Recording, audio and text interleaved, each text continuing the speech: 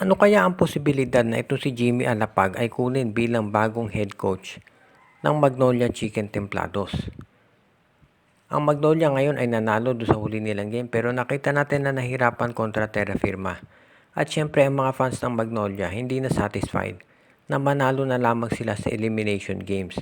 Ang gusto nila yung kanilang koponan ay mananalo ng kampyonato katulad ng Barangay Hinebra, San Miguel at TNT.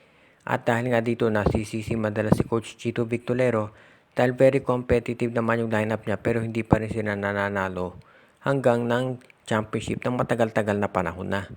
Sa ngayon, marami ay nagsasabi na panahon na para palitan si Victolero lalo na kung hindi pa magcha-champion ang Magnolia ngayong conference.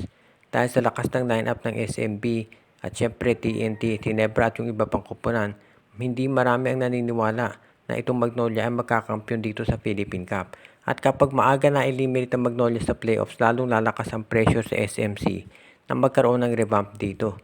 Dahil nga dito nagkakaroon ng mga balita na si Calvin Abueva, si Gio Halalon at yung iba pa nilang players ay matrade. Pero ang sabi ng mga insiders, baka pati coach ay mapalitan.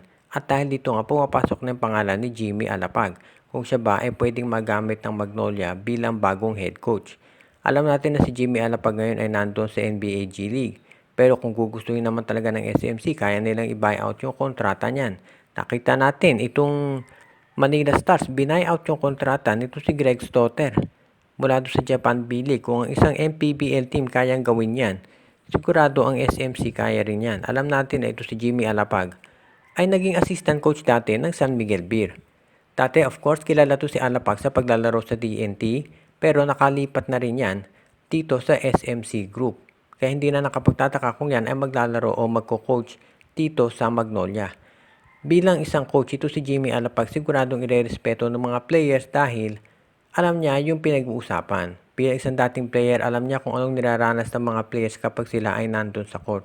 Kaya sa tingin ko magiging magandang addition ito si Jimmy Alapag bilang head coach ng Magnolia.